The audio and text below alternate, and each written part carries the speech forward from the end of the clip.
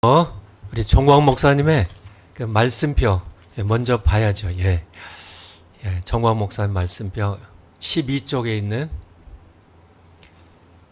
하나님께로 나아가는 두 길. 지난번에 봤었죠.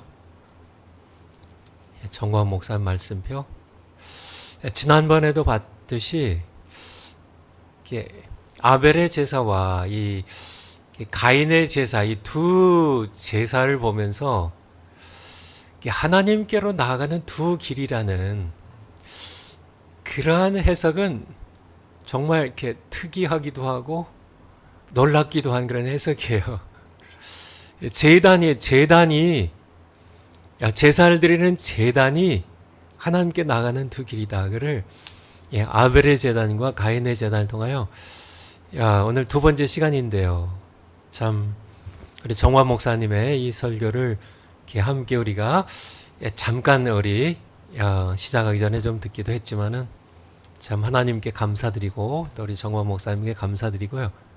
이 시간에 두 번째 시간으로 이제 하나님께 나가는 두 길 가운데 한 길인 이 아벨의 제단, 아벨의 제단이 어떻게 하나님께 나갈 수 있었는지에 대하여 제가 개요로서 우리 서론적으로 제가 말씀을 좀 드리고 그리고 우리 교수님들 깊은 이야기를 또 듣도록 하겠습니다.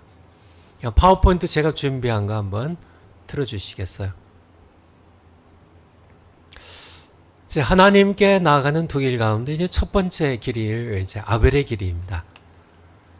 그래서 아벨의 제사를 연락하신 세 가지 이유. 연락하셨다는 건 이제 하나님께 이렇게 나가는 길이 되었는데 이게 하나님께서 만나 주셨다는, 받아 주셨다는 그 세 가지 이유예요. 세 가지 이유인데 첫 번째가 아벨은 양의 첫 새끼로 제사를 드렸기 때문입니다. 성경 본문 그대로죠. 아벨은 양의 첫 새끼로 제사를 드렸어요. 성경에 보면은 하나님께서는 우리가 이렇게 하나님께 나아갈 때 첫 아들과 첫 새끼를 하나님께 구별하여 가져오도록. 왜냐하면 참 하나님 자신이 우리를 죄에서 구원하시는 유일한 구속자이심을 알게 하기 위하여 정화 목사님 설교 요약에 되는 것처럼 그리스도죠. 예수 그리스도의 예표인, 이게 복음이죠. 예수 그리스도의 예표인 첫 아들 그리고 첫 새끼를 하나님의 것으로 구별하여 가져오라고 하셨고, 뿐만 아니라 이제 곡식의 경우, 열매나 곡식의 경우 하나님께서 첫 열매와 첫 곡식을 구별하여 가져오라고 하세요.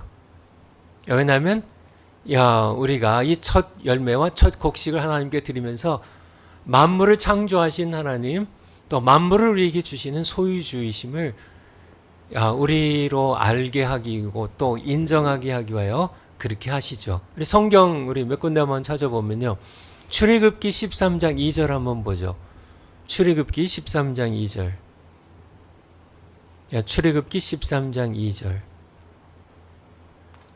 보면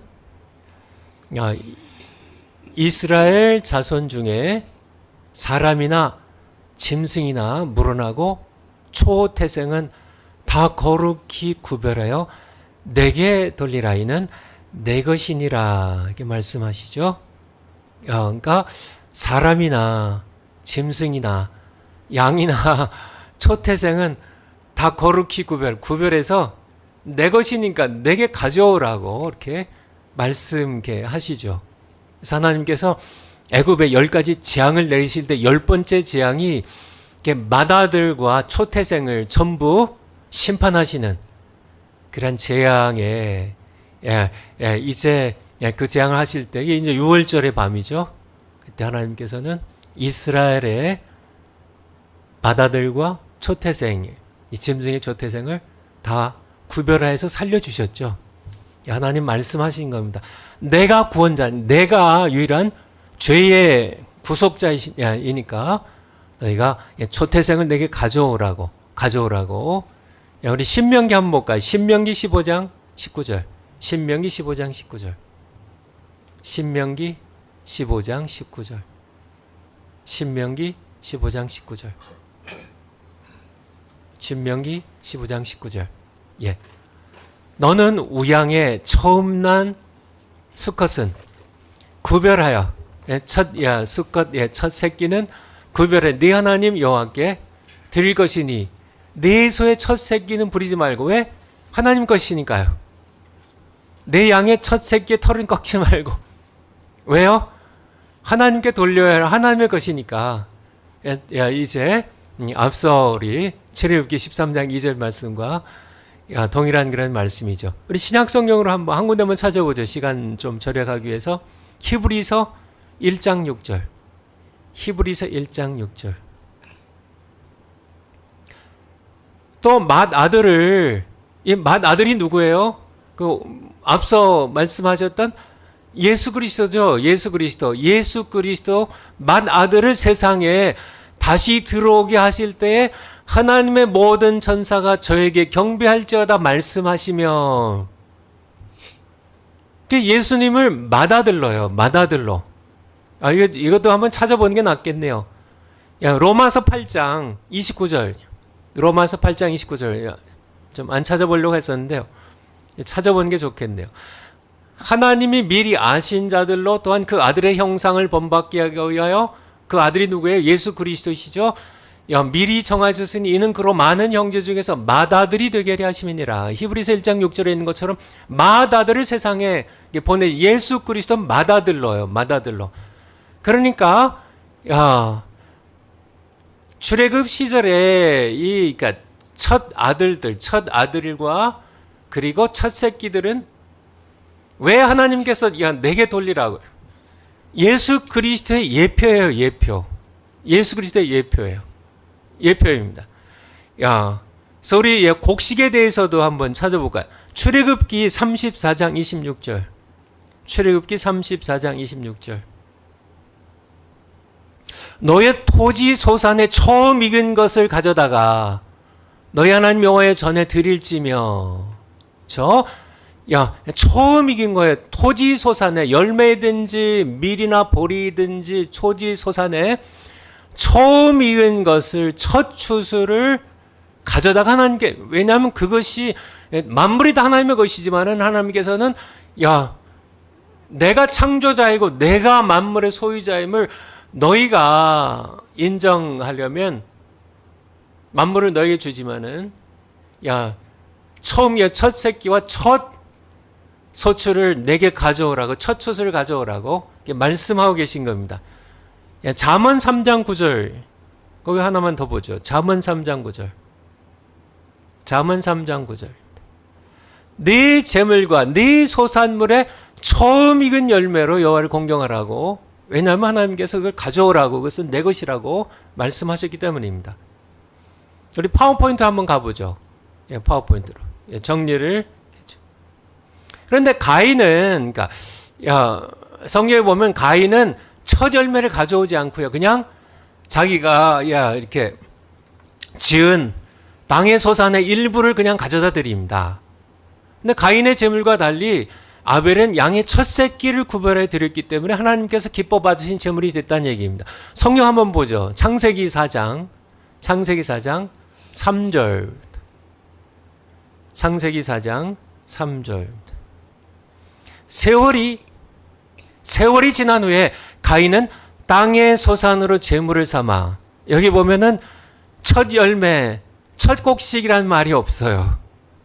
그냥 땅의 소산을 그냥 일부를 가져다가 하나님께 드렸고, 4절에 아벨은 자기도 양의 첫 새끼와, 이게 중요한 겁니다. 이게 양의 첫 새끼와, 첫 새끼. 그러니까 하나님은 그러니까 물론 모세 시대에 이것을 말씀하셨지만은, 그 이후로 말씀하셨지만은, 그럼에도 불구하고 하나님께서 기뻐하시는 것은 가인과 아벨에게도 처음 너희가 농사 질 때 그냥 중간에 그냥 대충 어느 것 그냥 이렇게 갖다 드리는 게 아니라 처음 난 새끼입니다.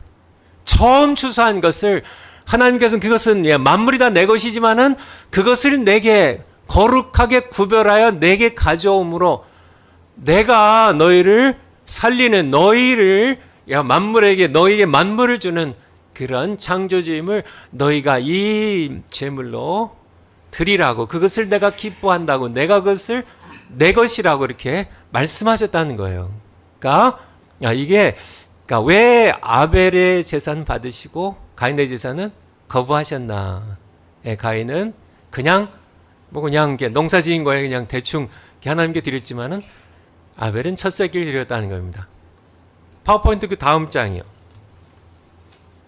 두 번째는 아벨은 피해 제사를 드렸기 때문입니다. 파워포인트 올려주실까요? 예. 피해 제사를 드렸다는 겁니다.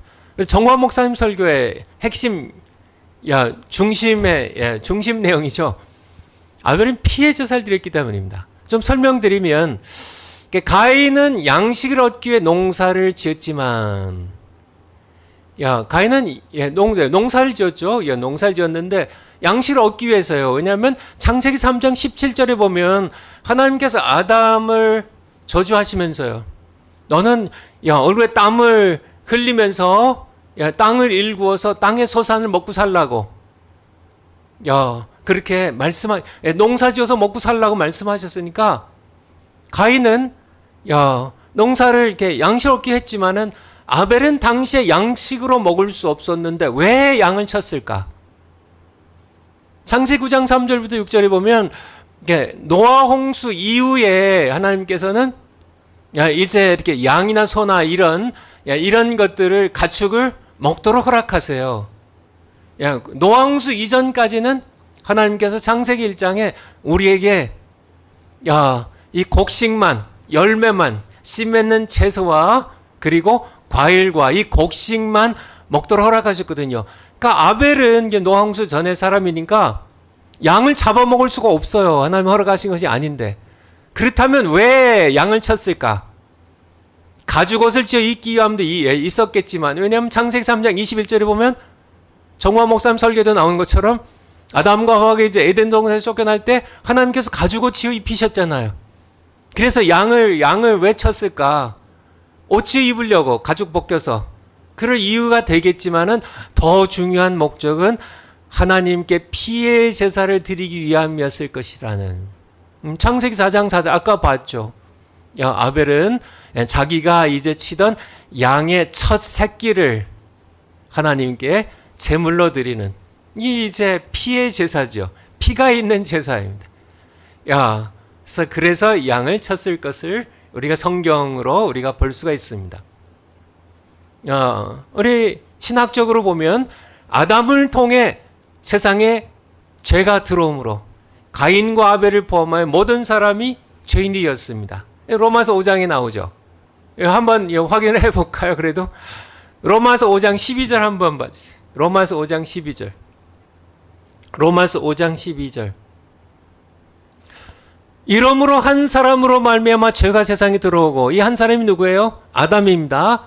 아담으로 말미암아 죄가 세상에 들어오고 죄로 말미암아 사망이 왔나니 이와 같이 모든 사람이 죄를 지었으므로 그러니까 아담 한 사람이 죄를 지어서 세상에 죄가 들어오고 모두가 죄인 됐음을 18절로 좀 내려가죠. 18절. 그런즉 한 범죄로 아담의 한 범죄로 많은 사람이 정죄에 이른 것 같이 19절에 한 사람의 순종치 아니함으로 많은 사람이 죄인 된 것 같이. 그러면 아담이 범죄했어요. 이게 아담입니다. 아담이 범죄했기 때문에 이미 가인과 하와가 살아갈 그 당시에는 가인과 아벨은 죄인이에요, 아니에요? 여기에 그러니까 가인과 아벨이 이미 죄인이 됐죠. 모든 사람이 다 죄인이 돼요. 많은 사람, 모든 사람이 다 죄인이 된 겁니다. 가인과 아벨은 죄인이에요. 죄인이에요. 아담의 타락 이후에 태어난 모든 사람, 그렇죠. 아벨과 가인 포함해서요. 들어와서 세상에 죄가 들어왔고 모두가 죄인이 됐습니다. 아시겠죠? 그러니까 가인과 파워포인트 한번 가보죠. 가인과 아벨도 죄의 문제가 해결되지 않으면은 하나님께 나아갈 수 있었다 없었다. 괄호로 제가 만들어놨네요. 가인과 아벨도 죄의 문제가 해결되지 않으면 하나님께 나아갈 수 없어요. 로마서 3장 23절에 모든 사람이 죄를 범하였음에 여기에 가인과 아벨도 들어가요. 물론 아담과 하와도 들어가고요. 다 들어갑니다. 이 가인과 아벨도 죄의 문제가 이미 발생한 겁니다. 그의 아버지 때문에요. 그의 어머니 때문에요. 하나님께로 나아갈 수가 없어요. 죄의 문제가 해결이 돼야만 됩니다. 죄의 문제 해결은 그런데 오직 생명인 피를 흘림을 통해서만 이루어지기 때문에요. 이루어지기 때문에. 히브리서 9장 22절에 피 흘림이 없은즉 뭐가 없다고요? 삶이 없다고요. 피 흘림이 없으면 삶이 없습니다. 피가 생명이라는 말씀은 창세기 9장 3절 6절 거기에 나와요. 피가 생명입니다. 피 흘림이 있어야 죄의 문제가 해결이 돼요. 죄의 삶을 받을 수 있어요. 피 흘림이 없으면 죄 삶을 받지 못합니다. 그러니까 가인과 아벨도 피 흘림이 없이는 하나님께 나갈 수 없다는 얘기예요. 피의 제사가 필요하다는 얘기예요. 가인의 잘못은 곡식이나 열매를 드린 것이 아니라 소재도 있으니까요. 소재도 있으니까요. 드린 것이 아니라 좀 내려주세요. 알았어. 이거 다 해야 돼요. 근데 해결되지 않으면 파워포인트 다시 올려주시고요.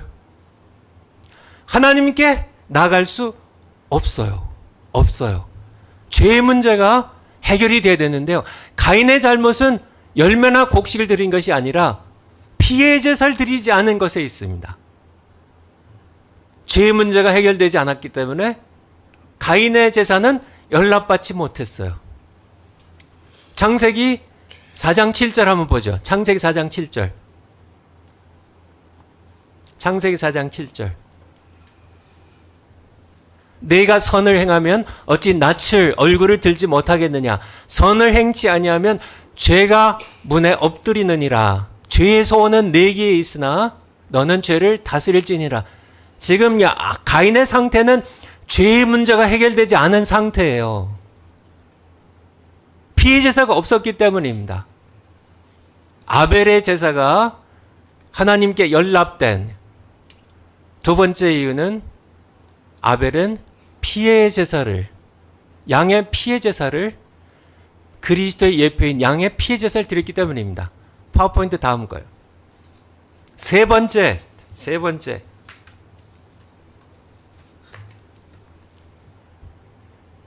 아벨은 믿음으로 제사를 드렸기 때문에 하나님께 연락이 되었어요. 그렇다면 아벨은 구체적으로 무엇을 믿었을까? 히브리서 11장 4절 한번 찾아주세요. 히브리서 11장 4절. 히브리서 11장 4절. 믿음으로 아벨은 가인보다 더 나은 제사를, 믿음으로 아벨은, 그러니까 가인은 믿음으로 드리지 않았다는 거죠. 아벨은 믿음으로 드렸어요. 그래서 더 나은 제사를 드릴 수 있었고, 하나님께 드림으로 의로운 자라 받으셔서 의로운 자라 하시는 증거를 얻었으니, 그 예물에 대하, 하나님은 그 예물에 대하 증거하심이라. 그 예물에 증거가 있어요. 증거가 있어요. 그래서 이 말씀 그대로 아벨은 믿음으로 드렸는데, 그러면 뭘 믿었을까? 아벨이 뭘 믿었을까요? 여러분들 뭘 믿었을까요? 예수 그리스도를 믿었겠지. 맞습니다. 정과 목사님 설교에 나온 것처럼 조금 더 구체적으로 좀 말씀드리면은, 그러니까 히브리서 11장에, 이 11장이 이제 믿음장이라고 하잖아요.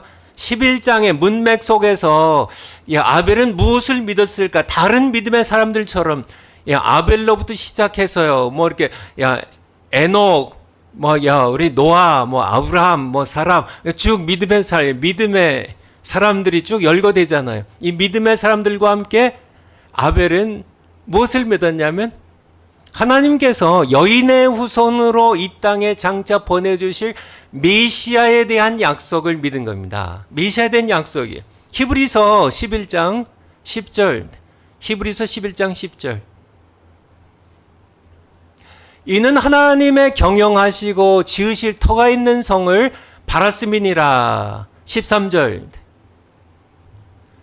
이 사람들은 다 믿음을 따라 죽었으며 약속을 받지 못하였으되 어떤 약속이에요?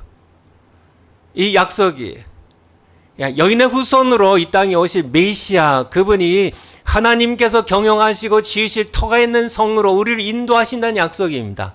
쉽게 그냥 그리스도 메시아를 보내시는 그런 약속이에요. 이 약속을 그들은 받지 못했어요. 왜냐하면 한참 후에 2000년 전에 오셨으니까요. 그것들을 멀리서 보고 이 사람들은 여기에 아벨도 들어간 거죠. 앞서 이제 이 믿음의 사람들은 다 믿음으로요. 그래서 아벨의 제사에는 바로 믿음으로 장차 여인의 후손으로 이 땅에 오셔서 우리를 구속하시고 우리를 하나님께서 경영하시는 또 지으시는 바로 터가 있는 성입니다. 새 예루살렘이죠. 거룩한 성이죠. 이곳으로 인도하실 메시아에 관한 약속을 그냥 믿고 드린 겁니다. 이로써 아벨은 파워포인트를 한번 다시 한번 가보죠. 가인보다 더 나은 제사를 드리고요.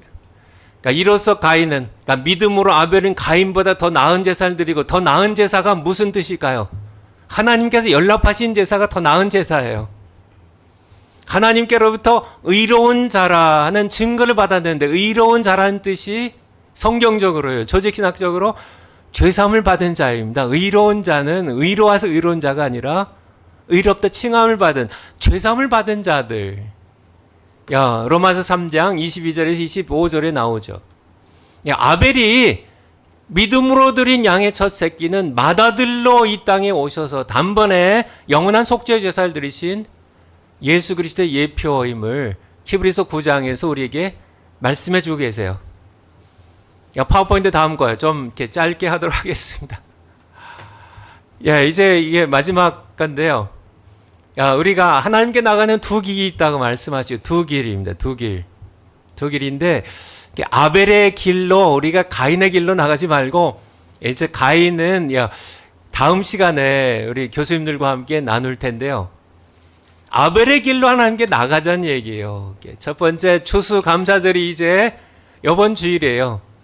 그래서 하나님께서 기뻐하신 것을 생각하지 않고 그냥 드린 가인처럼 하지 말고, 가인은 그냥 농사 지어가지고 이렇게 그냥 갖다 드렸어요. 하나님께서 뭘 기뻐하시는지, 하나님께서 기뻐하신 것은 첫 열매입니다. 첫 추수예요.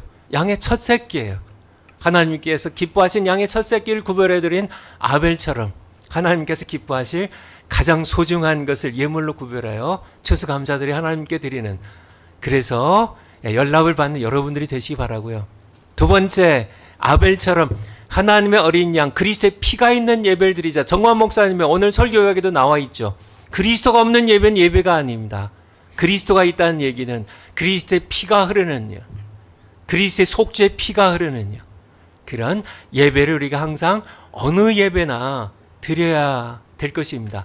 세 번째, 아벨처럼 믿음으로 장차 다시 오셔서 새 예루살렘으로 우리를 인도하실, 새 예루살렘입니다. 하나님이 경영하시고 지으실 터가 있는 성입니다. 새 예루살렘에 우리를 인도하실 메시아의 재림의 약속을 믿는 믿음으로, 히브리서 11장의 모든 믿음의 사람들은 이 약속을 멀리서 바라보며 환영하며 이 땅에서 외국인과 나그네로 살아갔어요. 우리도 예수님의 재림의 약속을 믿는 믿음으로 예배를 드릴 때 하나님께서 연락하실 겁니다. 그리하면 아벨의 제사를 받으신 하나님께서 우리의 예배를 받으시고요, 우리에게도 죄사함과 의롭다 하심을 주시고, 우리가 아벨의 계보, 이제 다다음 금요일 날 아벨의 계보, 가인의 계보를 이제 마지막으로 이제 이번 시리즈에 다룰 텐데요. 우리가 그리스도의 계보를 따라 영원한 기업의 약속 곧 새 예루살렘에 모두 들어가게 하실 것입니다.